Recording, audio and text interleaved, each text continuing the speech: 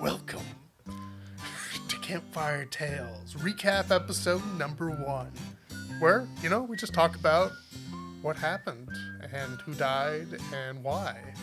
And the process and what it was like to do this whole shebang. Spoiler alert also, make sure that you watch before you watch this episode, because we will be talking about certain character moments and deaths, and you certainly don't want that ruined. All right, now that you've had that PSA, you've gone back and watched that episode, and you're here and ready to dive into the details. Let's chat about it. I am Teil, the storyteller for the event. And I'm Dylan, one of the many adventurers on this excursion. So in this game, we had Dylan playing Edgar van Damm.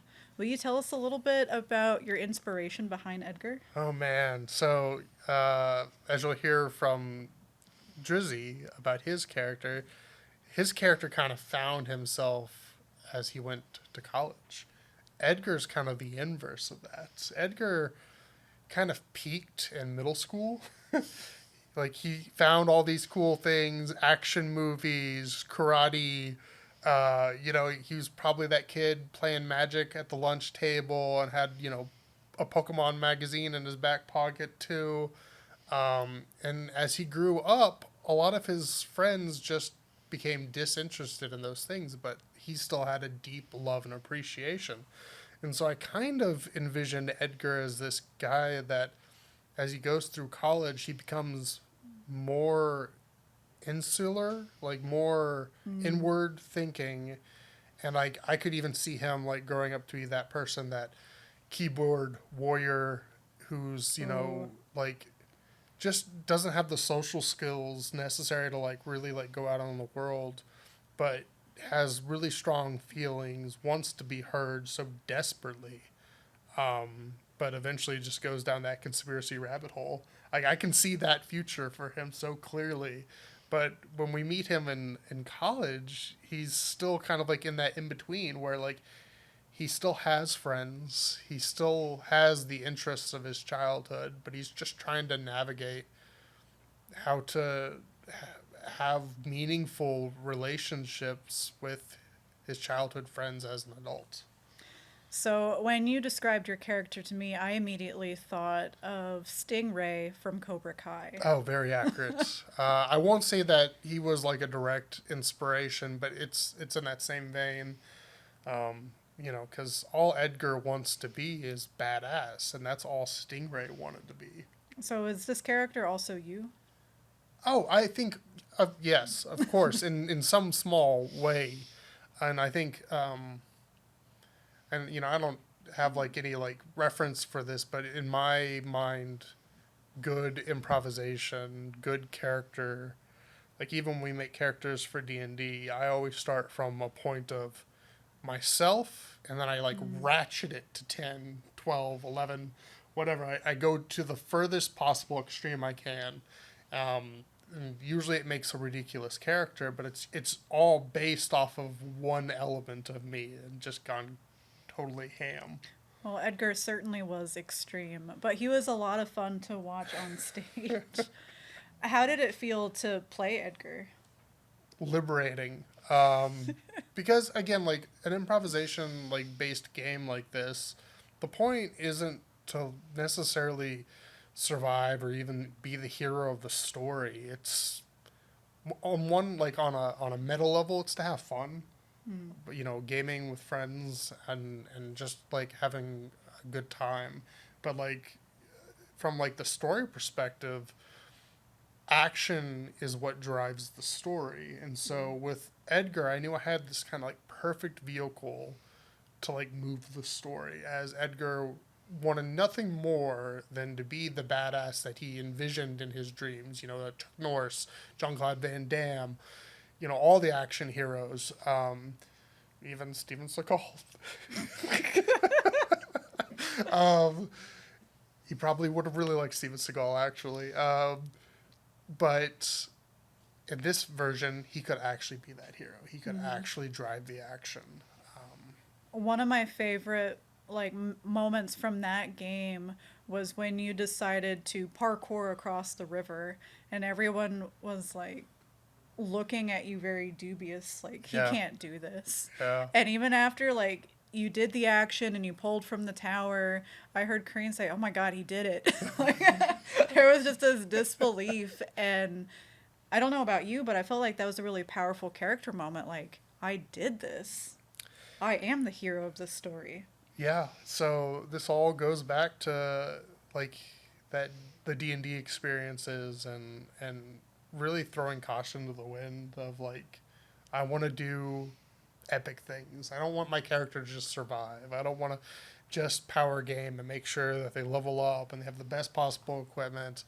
Like I don't know exactly when this happened, but I got to the point where it's like I just want to do really cool stuff, and if my character dies, I mean, yeah, that sucks, but I'll make a new character and they'll do awesome stuff too, and it makes great stories, and that's what I love about my D&D experiences as a child is I can think of all of these epic times that my characters did cool things and died, but I can't tell you any stories about the characters that survived. Yeah.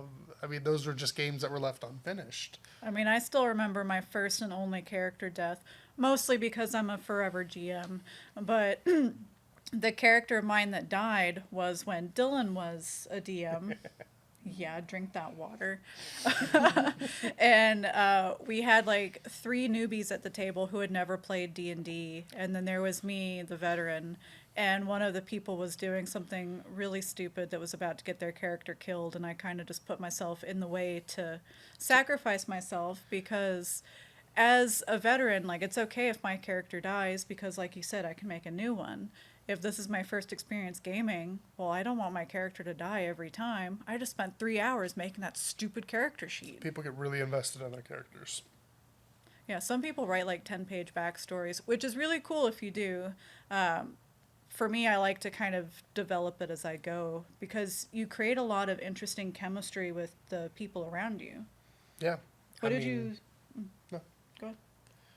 I mean, just like anything, it's kind of like you have these like little plot points for your character. At least that's how I conceive with like my D&D characters. I don't have like that full backstory. I know there are a couple of events that happened, and then throughout the course of gaming, I'll flesh them out. Sometimes it's happening in the story, and I'll just like say something that is like a part of my backstory. Sometimes the dungeon master will kind of like prompt something and it might happen that way. It's more organic, but it's also okay for the story to not be told, which happens when your character dies. There's all this stuff about Edgar, about him in his basement and having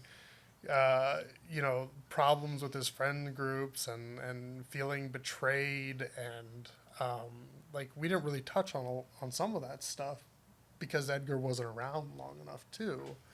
But Well, part of that is because I know I can push you to do actions where other people might be a little bit more skittish to approach the Tower of Fate.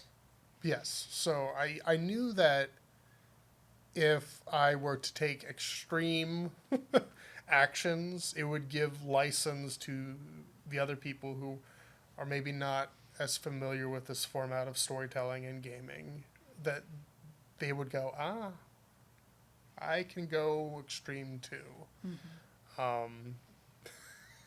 Sorry, I have to relate this story. This is only mildly relevant to Great. this.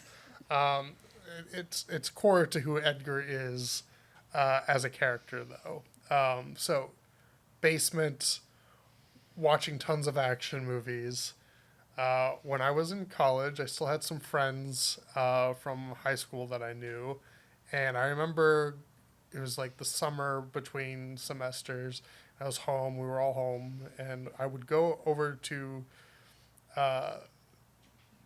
one of my friends' house, and like they were all broing it out in a house. A lot of dudes,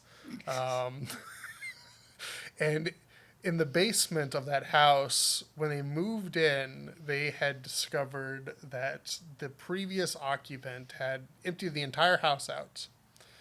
But they left a Jean-Claude Van Damme poster and an entire VHS library of all of his movies in the basement.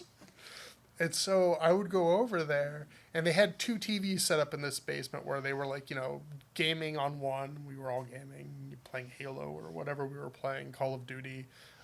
And on the other TV, we just had a nonstop loop of Jean-Claude Van Damme. So this is really where Edgar was born. I mean, yeah, in all reality, it's that fundamental, like, dude bro, like, we all thought it was cool, and, like, it doesn't, even though we can kind of, like, look back at the lens today and go, oh, well, Jean-Claude Van Damme wasn't really a martial artist, he was a dancer, and yeah, this is kind of, not what a bunch of straight guys should probably be watching, because it's really just a celebration of Jean-Claude Van Damme's body. I mean, do whatever makes you happy. But at the same time, like, Bloodsport is a fantastic movie. Kickboxer is a fantastic movie. And, like, it made you want to go out in your backyard and kick a tree and think that you were going to, like, knock the tree over and not, like, cradle your leg as you roll around on the ground in agony. Like, that's Edgar. Like, that experience of, oh, yeah, I could do that, and instantly hurting himself. But he got a lot of great moments in the game. Parkour. What was your favorite? Sorry. That was actually born out of a real experience you and I had in the Great Smoky Mountains when we went on vacation that one time so many years ago. And we went up on a trail, and we just got out of the car and we're like just getting to the trail, and there was like a family off to the side. And all of a sudden you see this kid like crest this giant boulder. Like, I'm not talking like a 10-foot boulder, like it's like a 20-foot boulder that's just like on the side of the road that must have just like cracked off and fallen off the mountain at some point. And he just crests the top of it and puts his hand up in the air and goes parkour. And I just remember how funny it was, but also like how kind of cool it was too. The mom screaming at the kid to come down. Get down. So I don't know that I didn't have a plan of doing that in the game, but it came out. So that was part of Edgar's DNA too.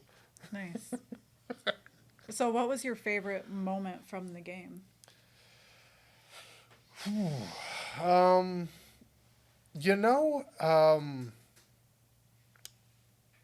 It was probably the first time that we got to, like, it was right before the parkour. Actually, it was, I'm blanking on her name. Sophie? Sophie climbing across the ceiling to the other side. Because, like, in that moment, like, the permission structure, wasn't explicitly there. Dylan hadn't done something stupid, parkouring, but like she just jumped right into it and was like, "I'm going to do this thing. What do I need to do?" And you were like, "Pull from the tower," and she was like, "Yes." And like, so like between her and Matt, like Matt already knew the score of like how the game was played, so he was ready to go. Yeah, Drizzie, Matt and Kareen both were like really into just jumping into the action. Kareen even like tapped out Drizzie at one point and was like, I'll make this pull for you. So she was ready. Yeah, where Drizzie was a little bit more reserved. He wanted to make it to the end, which we'll hear more is about fine. that later. But I really appreciated that I didn't actually have to be as extreme and not, I'm going to play the way I'm going to play, but I didn't have to go there. I didn't have to be this action junkie that Edgar was. Yeah. Well, it was truly a fun game, and it was the first of this series of Campfire Tales, so truly special. One thing that I remember vividly from that night is just panic. It was the panic over our stupid microphones. Let me tell you, like, technology is great, but sometimes it is the worst. And we were so lucky that Free Range Brewing worked with us and had extra mics, even if the gain was up a little loud, so we got a little bit of feedback. And Bobby was wonderful at just rolling with the punches and figuring out how to make it go, because it's live. We have an audience. We got to do something. And I mean, we don't have a production crew. This This is us figuring it out, and there's a lot of planning that goes into these shows, but even with a lot of planning and already knowing where some of the problem areas are going to be, doesn't mean that day of that you're still not going to run into the very problems that you were worried about, which included the mics. Which it just means that there's room to grow. And that's kind of what's special about something like this is that we are indie. Like, we don't have a huge team behind us. It's just a couple people. And all of those people are wonderful and really help bring this vision together. So we're going to take a break. And then after this break, we're going to hear from our guest, Drizzie, who's going to share a little bit about himself and his experience with Campfire Tales. Hello, and we're back with Campfire Tales, digesting the first episode, and we're joined with the wonderful guest, Drizzie Burston. Thanks for joining us today. Thanks for having me. Will you share a little bit about what your life is like normally? Obviously, Campfire Tales isn't part of your typical regime. So, like, my everyday base. Yeah. So, I am a professional opera singer. I'm also a teacher. So, yes, my life entails learning a whole bunch of music, learning staging, learning lines and different things for plays and programs that I am in, and then also prepping myself to teach different students of all ages, from 5-year-olds. I work with Bold Music for junior jammers. We go to pre-K centers and just sing and introduce them music. Then I teach from 6 to 15, and then from 25 to 62. My oldest Wow. student is 62 years old, but I teach voice and piano, and I also work at a church. So my life is filled with a lot of work. I also work at the Fillmore. So I just saw Kevin Wong last night. Wow. Amazing. Fun. Amazing. He has like this funk rock vibe, and it's so delicious to like hear. Like, even he had saxophones, trumpets, and I love a good brass section. So it was a great experience for me. So my life is immersed in music. So That's great. yeah. First of all, I love that you have such a wide range of student ages. You're really showing that learning can happen at any point in your life. Lifelong. Yeah, that we don't stop learning. Yes. I love that. And that you have so much music around you all the time. Yes. Now, I have a burning question, and I've been wondering this for a while, so this is the perfect time to ask it. How in the world do you keep, like, music and staging directions and acting like choices in your head when you're performing an opera? Because as a musician, I'm so lucky as an instrumentalist that I have music on the sheet in front of me and I just move my fingers and I play music that way. But you're doing like so many different things at the same time. How does that work? And in a different language. Yes. So, one of my college teachers put it this way. He says, as a musician, we are very special musicians, singers, because we have something that no other musicians have. We have words, and words paint a picture, words tell a story. Our voice allows the words to come to life, but not only the words, but the colors, what they mean. Our voice can add a meaning behind it. It's just like listening to a minor scale and feeling sad, or listening to a major scale and feeling happy.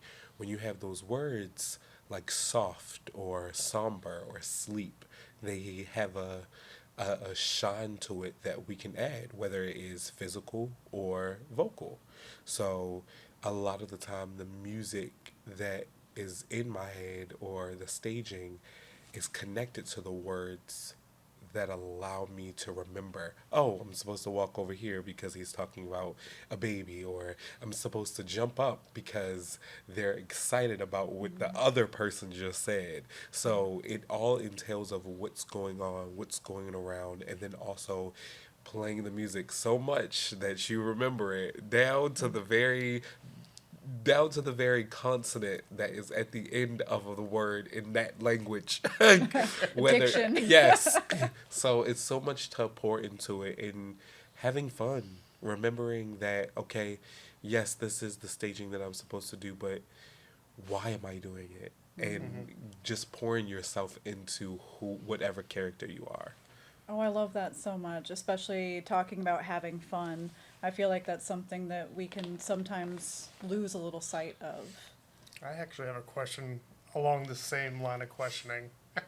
uh, but with regards of improvisation kind of in mind, what happens when you're doing an opera and you're off stage and you're waiting for that line that basically cues you to come onto stage, but that line does not come because someone has forgotten it? What happens then? So, okay, that's Or where has that happened? I mean, it has, or like there's certain things that has happened where you are on stage and that line is never said, and you're like, okay, you kind of that improvisation is where it kicks in, where you make the decision, okay, am I gonna do it or is anyone else gonna do it? How do I do it and how can it make it seamless?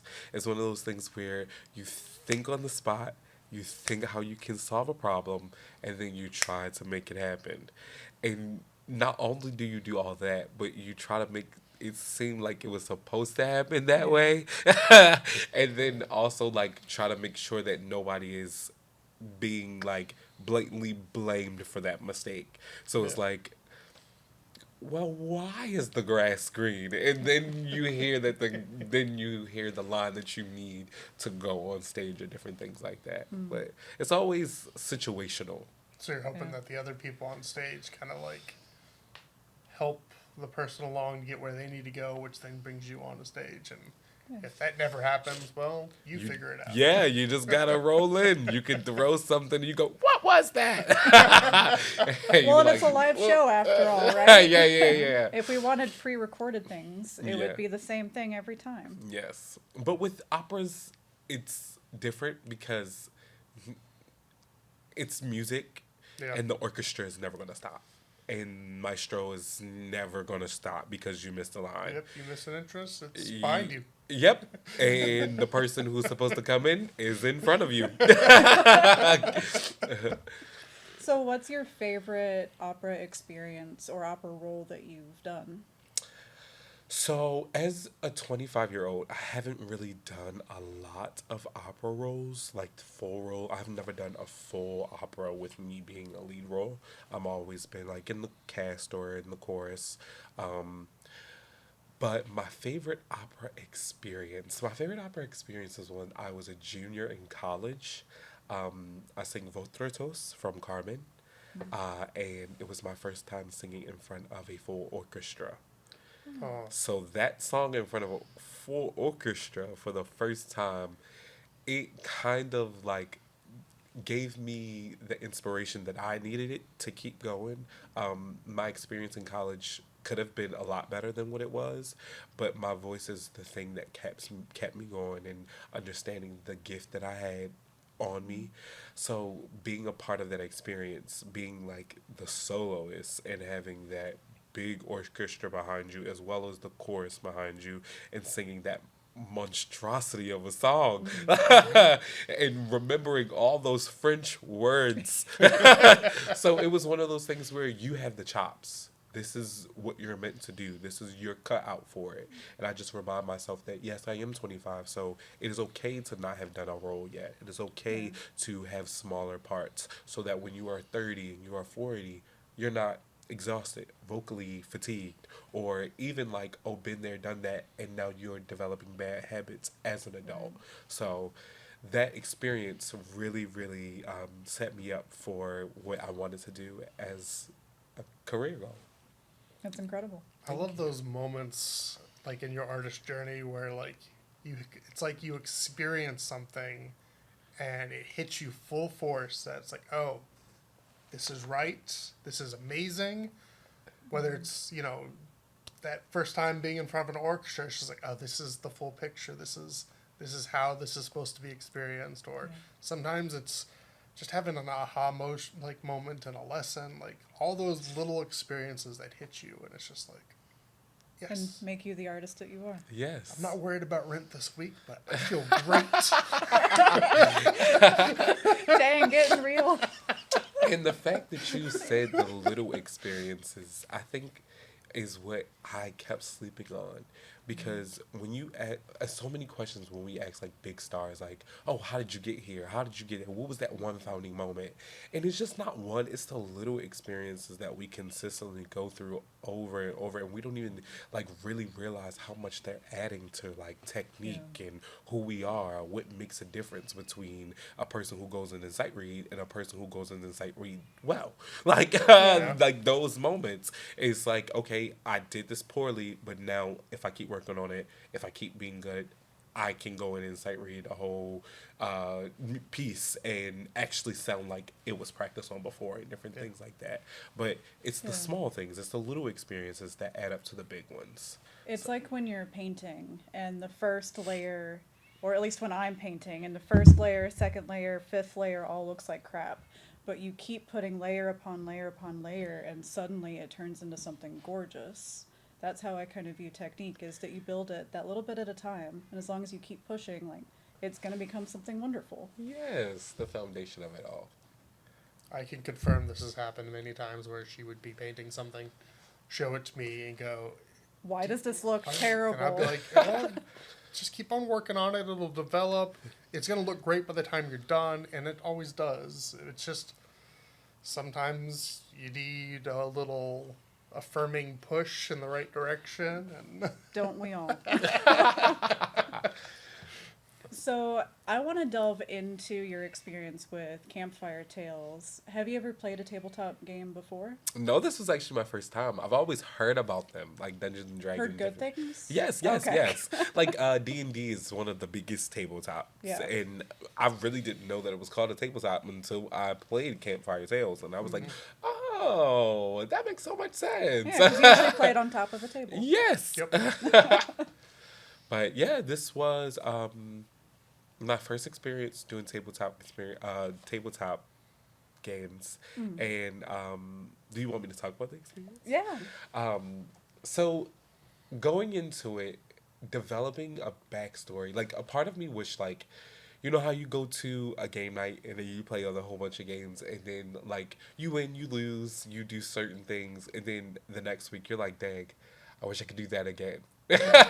That's how it was for Campfire Tales for me, because it was almost like, oh, because I know this now, I would have I would have done this, and maybe I could have gave them more there. So it was almost one of those things where it's like, okay, now that I've played it once, I want to play it again so I can do things differently. Even if I don't win, or if I still end up dropping the cube, it's more so adding this to the story. So what you're saying is you want to come back and play again. Of course, because I did not deserve to die. I did not deserve to die. And just to let you all know, the reason why Casey did not deserve to die is because they were finally transitioning to who they were meant to be. And that was my biggest thought process. You behind. had a character arc in mind, but you didn't get to fulfill it. I totally get it. Well, it's my counterpart who also died during that day. But at the same time, that's kind of On the beauty. his birthday. On his birthday. But that's kind of the beautiful of like collaborative storytelling, is like you might have an idea of where the story's going, but that's not necessarily where it's going to go. And Heck, it doesn't That's even go life. where I think it's going to Yeah. go. and it doesn't mean that those like elements didn't go into like the character creation, because, and I think we should talk about it a little bit, like explain the character, the backstory. Yeah, can you go into like who Casey was before that night? Oh. And maybe your thought process of building Casey? I can try. I don't even know what I wore last week, so I will. This is September. Broad strokes. Yeah, this is. Because I know you had like 10 questions or whatever. Yes. But you don't have to go through all 10. Yes, so we got a sheet filled out, and I actually really enjoyed the sheet. The sheet was right up my alley. It created a character. I was always an actor first. When I was 2, I played in a very Christian background play. I was 2 years old and I was the dead baby, and Jesus came and healed me, the kind of thing. And everybody was like, "Oh, he's so still." Like eyes did not open until there was a hand on top of me. People thought I was asleep, but I was awoke. I've You were always acting. had, yes, Wow. I've always had that innate feeling about, okay, what is this person thinking? What did this person eat this morning? How does this person feeling? Do they like somebody on the cast? Like, it's always thought process behind it. So to have it in the sheet was almost like, wow, this makes me happy. So one of the things that they asked us was, why was the friends not a part of the group anymore, and why did they fall out of touch? Casey went through a lot growing up in their life, in their childhood. They developed these four friends through being bullied a lot. Casey was bullied for their eccentricness and who they desired to be, and didn't have the creative opportunity to be who they truly were until they got into college, where they were able to rewrite the backstory of whatever they wanted it to be. They finally made friends who actually accepted them for themselves. They started to work out, started to feel healthy, started feeling good about themselves, and started to get more athletic. So as you get older, bodies start to develop, start to get into certain things that you didn't have when you were a teen. Acne start to clear up. They started to present themselves the way they felt inside. Then with the added part of having friends, being popular, also being smart. So at this point in time, you're in college, you have friends, you have the life that you always wish that you could have at a young age. You have friends who are not just there to like help you pick you up by your bootstraps, but also like praise you, like, oh my god, you're Casey. Like, so Casey was kind of in the highlight of their life, and they didn't want to lose that. And they had had a relation with someone who was in the group who they also did not want to rekindle with. So it was also one of those things where it was like, okay, not only do I have to face my past and what I went through, I have to face a past love. And nobody knew about it. Nobody knew about their unrequited love for each other. Nobody knew about the situation, how they fell off and all those things. So it was almost like, I cannot die in front of him. I can't. Like In it front was, of Julian. yeah. Like Julian was the person that was like, okay, I I have to be strong. I have to be strong because there are certain things that we've shared, and this is all in the, like in the writing that Yeah.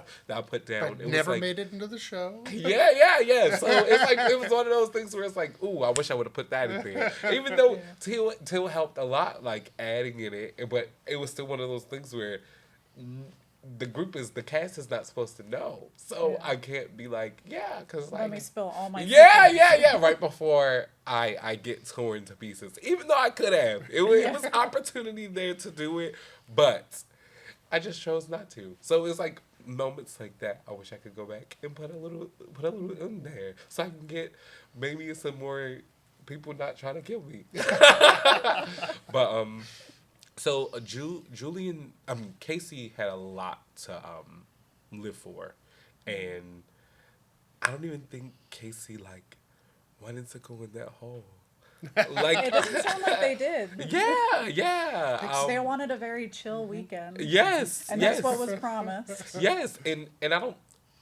I think the love that Casey had for their friends is what allowed them to journey with them. And when you have someone who cared for you way back before you were Casey, it's one of those things where it's like, okay, you feel obligated. You feel like there is a almost a payment back to them. That it was like, okay, you were friends when I didn't have any friends, and we built a bond not only on what I was going through, but a bond where I protected you, you protected me, and even to the point where the friends taught him how to defend themselves, Right. like physically and mentally, so that they were making sure that they stood up for themselves in any form of way. Bullying is something that took a big turn, especially cyberbullying, during the 2000s, and it was a very problematic thing. So for friends to not only be there in a way of support emotionally, physically, and and mentally, it's kind of like, I don't owe you, but I owe you. Right. So Casey was there and stuck around and played their part because, like, you're not regular people. Yeah. Like, you are my people. So I think Yeah. Casey was very strong that night because of their love for them. I love that. And one of the moments that stuck with me so much from the first game, from There's Something Out There, was Casey's death. When you pulled from that tower and it collapsed into you and you just held it. Because a part of me was I like, can fix it. yes. I don't know if it was Casey or Drizzy, but I was like, but what if I just put this back? Like, if you look in the video, I turned to Teil and I go, what do I do with this? Like, what do I do with this? Like, if I could just hold it up and be like, okay, that was just an accident. It's fine. I would have. And like internally, I could see Casey like holding at their organs, like trying to hold them in place, asking like, "What do I do with this?"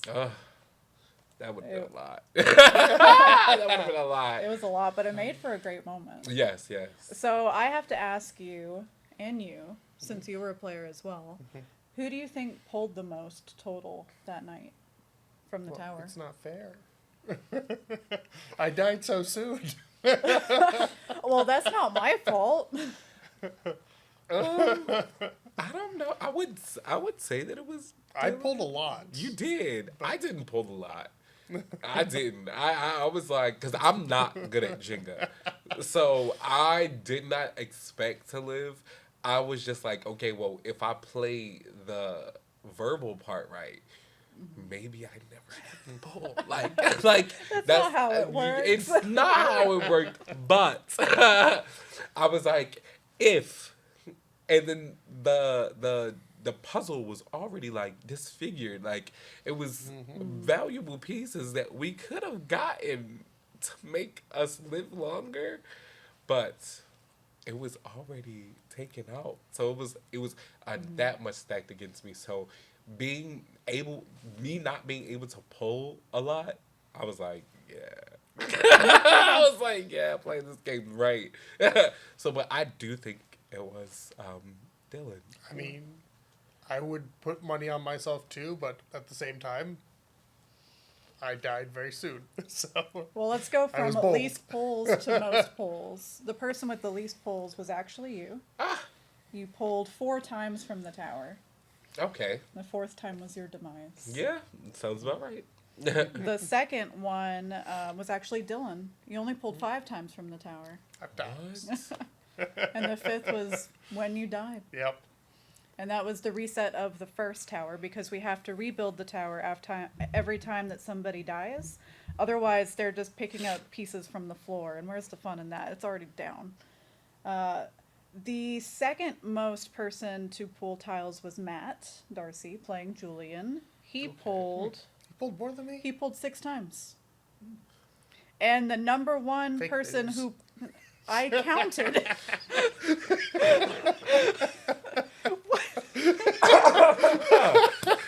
We can edit that tape. Matt survived the game. Julian did. So he did something right. He is like a wizard at Jenga. Yeah. I've played with him a couple times, and somehow, like, he's always able to find the one tile Yep. that is just loose enough. Yeah, it's crazy. And the person who pulled the most was Crane, who was playing Sophie. She pulled 8 times. No, that math is wrong. No, yeah, 8 times. Oh, wow. Which, actually, when I was rewatching it back, I didn't think that she was the one that pulled the most. I just remember her quickly pulling and just like finding it almost immediately. Yeah. It wasn't She like was the very long drawn out fast. process of no, that one doesn't work. That one. She just went on like some instinct. She knew. Yeah. Maybe she just had a good angle on the tower and could just see weak Some spots. people can. Maybe. I've gone to Pins and Mechanical, and they have like jumbo Jenga, and some people are just like, oh, don't do that one, do this one. And then I'll touch it, and I'm like, how did you see that? Like, plus you're cheating. You're not even supposed to be telling me. So, it's, some people are really, really good at it. My roommate is really, really good at it. I am not. Well, I think part of what led to Casey's ultimate demise is that was the second tower of the night. If I remember right, you were the one that built that, Dylan. Maybe. And I know with the first tower, I made it a little bit more structurally sound than I should have, so it lasted a little bit longer. The second one, when you built it, you're like, okay, we gotta get some people dying quick in game. Right. So the second tower only had 3 pulls total before it crashed. It's the Tower of Fate. The Tower of Fate, which represents our hope and despair throughout the game. You have the hope that you can pull a tile and balance it on top and continue, but the despair creeps in because you see it wobble back and forth and you feel that tension. Yes, because I pulled it out, placed it on top, and it collapses. Yep. I didn't even knock it over. I did not even knock it over. You did the hard part. You got the hard part done, and then it was just the balance on top that threw it off. And that's where I made my mistake. And then when I built the third tower, I had the thought of trying to maybe get one more person to die in game, which is why I had Matt and Kareen pull twice each time. But considering that they, in that round, pulled 6 times, I figured, you know what? You deserve to win at this point. You've survived the game, and I don't know, I had a great time. Yeah, me too. What did you think of having a live musician there, kind of like, I don't know, creating the soundtrack as we experience the world? The atmosphere. I feel like it brought the intensity of it, like, to life. You know how, if it's no music, some people go like, did it. It was that with like an actual instrument, like the music was bringing the intensity. And I don't know, I'm a person who likes mood music. So like if Atmosphere. yeah. I envision my life almost like a sitcom. Like in my head. Do you have a laugh track running? Yes, yes. And sometimes I do break out in song and dance. And dance. So I've seen it. Yes. Just a bass The guitar music riffing in the in my background. head was no longer in my head. It was out loud, and it was for this event. And I was like, this is kind of great. This is kind of spectacular. So. And I love that Nick, who was playing bassoon as our bard, would speed up the tempo while people were approaching the tower to pull. Or modulate. And modulating Yeah. tempo or key to Yeah. make it feel more anxious. Yes. And then when people took a long time, he slowed it back down to kind of play with that. You don't really know what to expect. Yeah. Especially Because when they were trying to find the right. yes, it was so hard because it's like, I can refer to. Have you ever seen the episode of SpongeBob where they're on this boat and Mr. Krabs, he opens up the sliding doors and there's an orchestra and he's conducting the orchestra, and then the fish in the ocean is coming and it's coming faster and faster and faster as quick as the music is coming, and then it was like being on that boat and you're like the fish and you're like, okay, the music is getting faster, so I have to find this piece faster. But you have to ignore it and be like, no, because I don't want to lose the game. I have to slow down.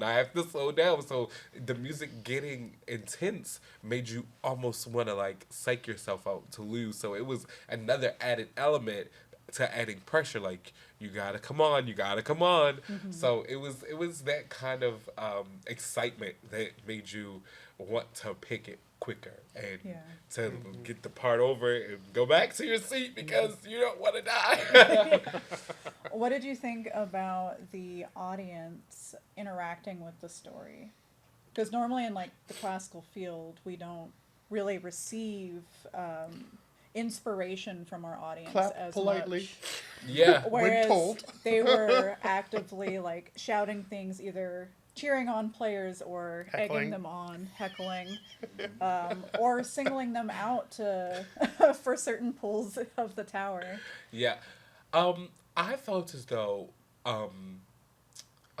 the audience was such a good addition to like how the game is going, because I don't know if anybody like sits at home and watch like TV games like Family Feud or like Jeopardy or certain things like that. That's my childhood. Yeah, and then you're looking at the thing, you're like, why would you even do that? Like, you're not supposed to do that. So like, hearing that just played a role on like how another person or how you would sit in front of the TV and yell at the game host, and so you kind of got that feeling of hearing that, as well as I worked with kids going around doing operas, 30-minute operas. Familiar. And I think I've heard of it. yeah, the kids don't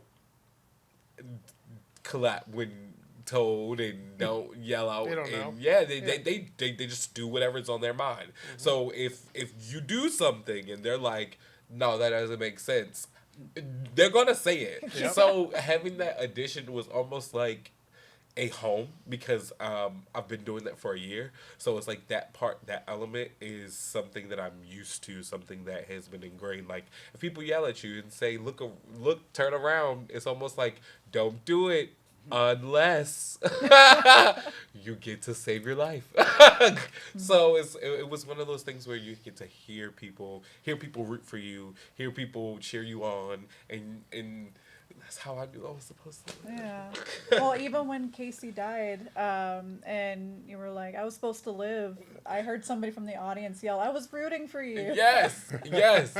And at that point, I felt like America's top model, and she was Tyra Banks, and she was like, I was rooting for you. Yeah. And I was just the girl standing there crying, holding her guts.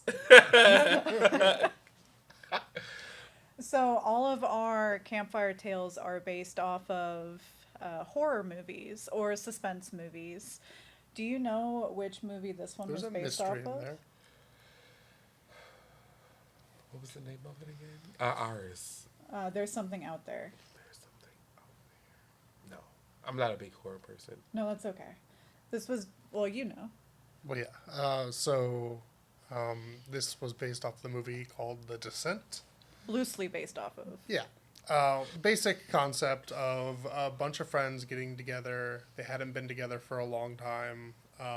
They used to like go adventure seeking with each other, and they just fall out of touch. And so they reconnect, and they go out into the foothills and mountain range, and they find a hole. And it's supposed to be a cave that has been explored before, but the person who planned the trip lied. And so they go into this undiscovered cave system, and while they traverse through the caverns, they discover that they are not alone. And the horrors that come with that knowledge, and a lot of despair. Well, there's also some bad secrets between friends that come out, and a river of blood at one point. Yeah, including, love triangles and all the things. Betrayals of the deepest kind. But it's a great I movie. had some It's a fantastic secret spills in there. Highly recommend a watch, but it is actually a horror movie where I feel like it is truly scary. Like, there's a lot of horror movies where you're like, oh yeah, the guys killing the people. Yeah, that's how I feel Look, about. it's a doll. That's how I feel about horror movies. Yeah, but it's not like cheap jump scares. Like, oh, that was just a cat. It's like, oh my god, there's a creature over there, and it's coming at the screen real fast. It's scary. But like spelunking, truly terrifying to me, just like in real life. I would never personally do it. I've listened to a lot have of. either of you done it? I literally had to Google it that day that I was What reading is it. spelunking? I did because I was like, "What items would you bring to spelunking?" And I was like, "What is that? Like a party of of some sort?" So I have done it. I was probably like 16 at the time, and it was really cool. Like, don't get me wrong, it was really cool. We crawled into the earth, and you like, it was probably only like an hour of us traveling like underground, and we probably only went like 100 yards or something because it's a lot of crawling. We get to this open cavern, and there's like water running and dripping, and like we turned off the lights for the first time, and it was like this ethereal dark beauty and like soundscape, and it was really cool. Experience was ruined for me, however, on the return trip. About literally like 50 yards from the entrance, it gets really narrow, and it was a hard squeeze for me going in, but I got stuck. And it's just like, you can't really like, your rib cage is your rib cage. There's only so much collapsing of your body you can do, and it took me, thankfully, only about like 15 minutes, but 15 That sounds minutes like 15 long minutes. of panic, of like trying not to hyperventilate, knowing that you're so close to the surface, but you can't get there. So I have mad respect for people that do it, that find a thrill in it, but in my brain, it's just dumb. Yeah, Well, after 'Cause it's that, like- understandably. it's like, how do you get out of that?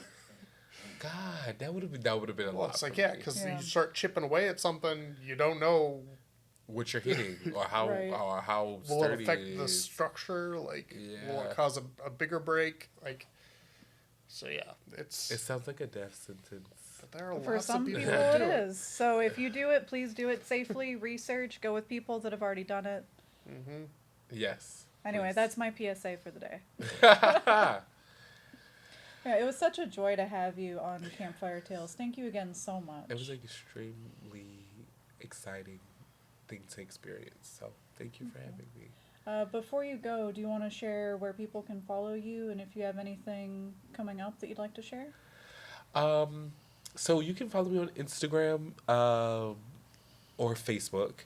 I do have two Instagrams, doing_better. It's my personal, and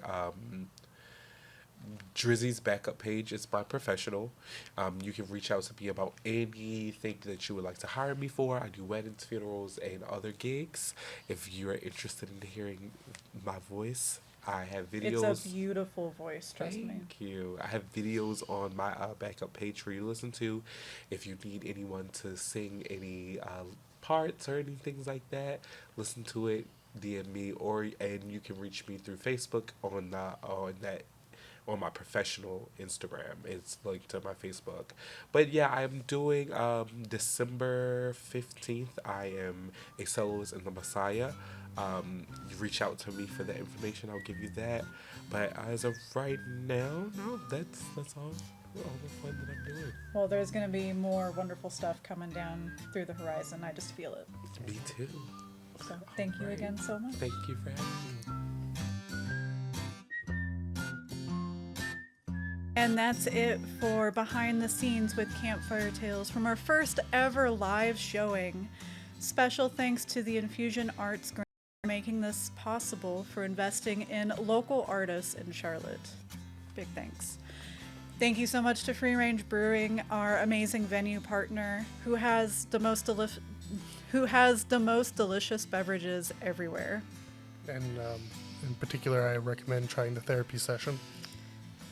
You know, sometimes I just need a good therapy session from Free Range Brewing. Also, special thank you to Bobby Kerns Productions for filming and editing this whole shebang. He does a lot of great work behind the camera, and truly we would be lost without him. And helps us at the event, too, and problem solve. So, thank you. And is so easy to work with. Invest in your locals. Also, a big shout out to our wonderful cast from this game for being adventurous and jumping on something that they had no idea what it was going to be. We had Drizzie Burston, who is an opera singer. We had Matt Darcy, a local violist and tarot card reader. We had Karine Olarte, who is a photographer and just a wonderful human being all around. She runs the Eat Like an Artist podcast. And then, of course, we had Dylan, Hello. a musician extraordinaire. So thank you again so much for watching. Check out our website, phoenixdownrpg.org, so you can see where you can watch Campfire Tales live next. And maybe, check out all the other cool stuff we do too. Yeah, we do a lot of fun stuff. We'll see you there.